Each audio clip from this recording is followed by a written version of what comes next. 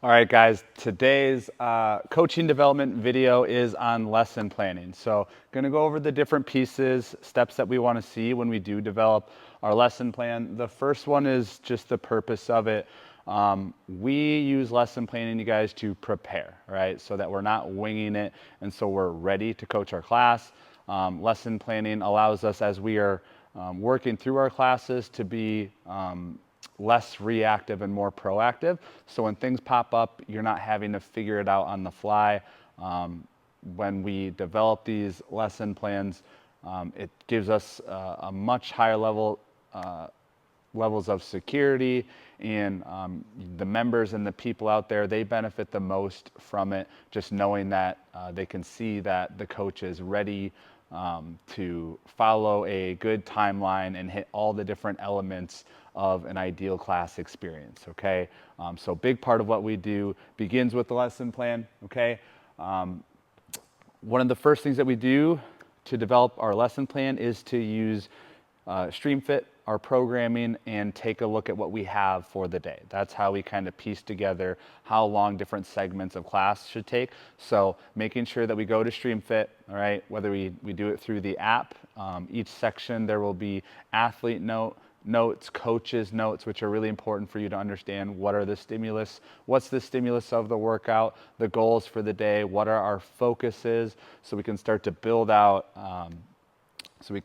this ideal class experience based on what is going on for the day. So making sure that we have access to StreamFit, we know the coach's notes, the athlete notes will have the beginner, intermediate, RX plus options for the day and how we would use those. So all that's really outlined, and we have to make sure that we go through reading through all of those things as thorough as we can, so that if we have questions before classes, that we can address them through Slack or talking to me, okay? So using StreamFit, timeline just means, building it out from minute 1 to 60, you guys. How you guys build a timeline, that's up to you, whatever works best.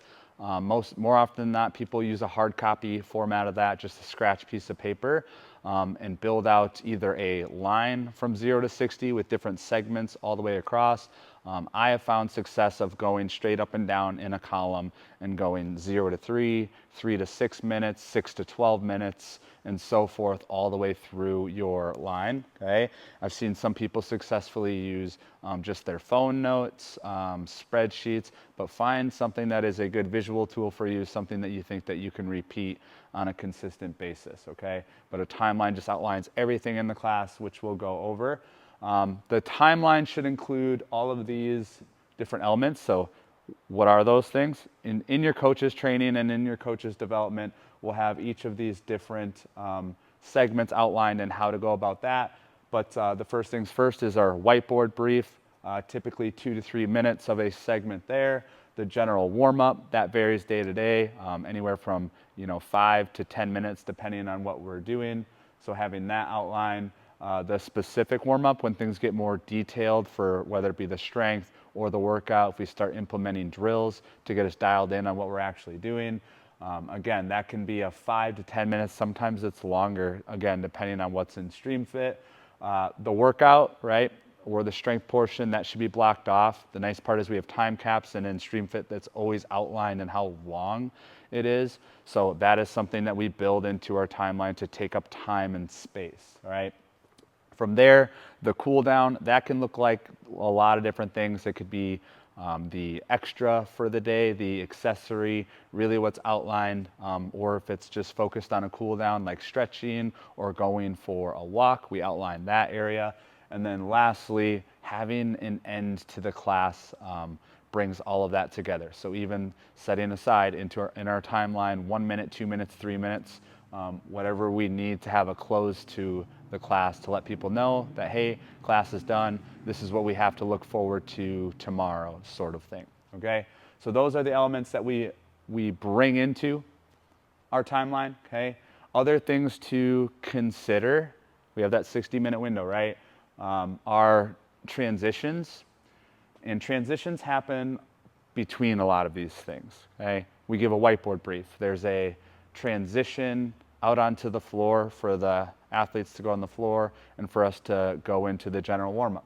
When we finish the general warm-up, there's a transition to go into the specific warm-up, and that might be, getting equipment, and then, before and after the workout. We usually have transitions. If we finish the workout, there can be, 2-3 minutes. If it's a heavy deadlift day, sometimes 4 minutes of cleaning up and just time that if we don't account for it, we can lose it and go over our 60-minute window. Okay. Transitions can also like bathroom breaks. Okay.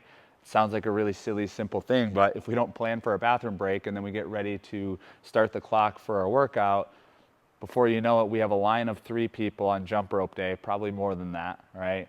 Where we lose 5 minutes because we're waiting for people to go to the bathroom, okay? So scheduling that into your timeline well before we get to the workout can help us stay on track, okay? So just knowing that those things are there, all right? The other things to put, I kind of format these into different pieces of the timeline, but our scaling, again, that's provided for you in StreamFit. But be ready, scaling that goes along with injuries, upper body versus lower body extremity injuries, and having, A, B, and C backup plans for when we do see those members on the list. What scaling options can we do to keep that stimulus going, okay? And I outlined the focuses too. Again, there can be a ton of information in our coaches notes, which is great, but taking that information and putting it into a focus or an action can be tough. So in our lesson plan, noting, in as few words as possible, one area of emphasis, one area of focus for different pieces of the whiteboard brief, for the general warm-up, and maybe it's the stance in a squat, the specific warm-up. If we're doing power cleans, maybe our focus is on opening up the hips and powerful hip extension, okay? The workout, okay?